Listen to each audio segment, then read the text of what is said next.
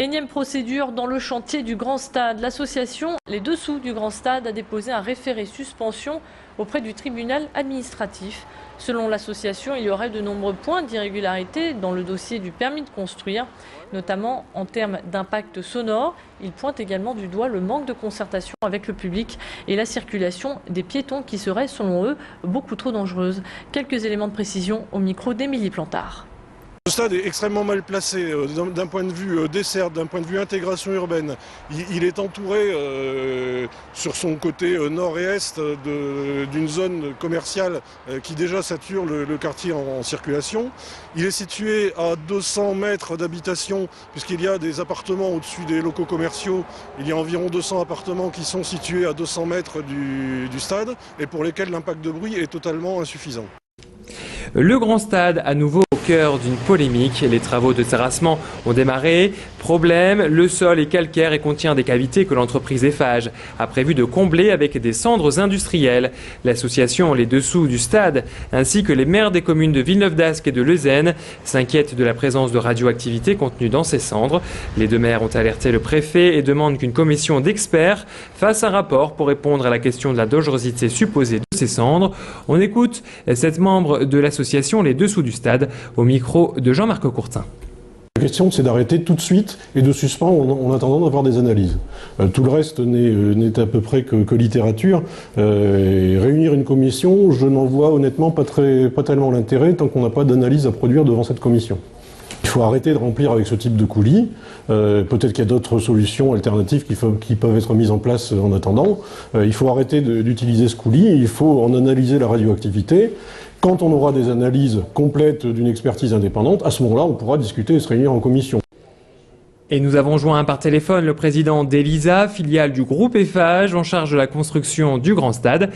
Il s'est engagé à fournir sous 48 heures les documents demandés par les maires pour justifier l'utilisation de ces cendres.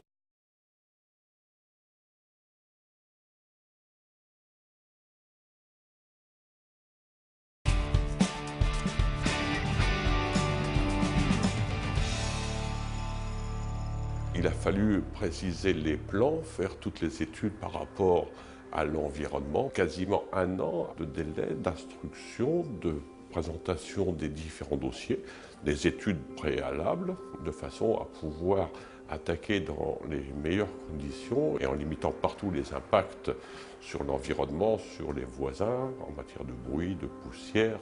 En dehors de faire un très beau stade et de le livrer dans les délais, il ne faut pas non plus que nous laissions trace sur la nature de quoi que ce soit.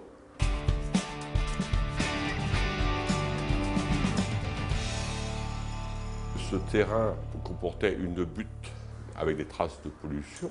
Donc la partie qui nous concerne a été enlevée. Ça représente 350 000 m3 de terre qui ont été analysés et puis triés. Pour vous montrer le souci que nous avons eu de faire ça dans le respect de la réglementation et même bien au-delà, il faut savoir que cette butte a généré 220 000 analyses chimiques. À chaque fois que nous avions un petit lot, nous l'analysions avant d'être trié et évacué dans les lieux opportuns. Autre point concernant cette butte qui montre également le souci de minimiser les impacts, 90% de cette butte, finalement, après avoir été triée, a été réutilisée à quelques kilomètres de là pour réaliser des murs anti-bruit en accord avec les mairies environnantes. Donc voilà, je pense que là, nous avons vraiment optimisé sur le plan environnemental le traitement de cette butte. Voilà, ça c'était le premier point, donc assainir ce terrain.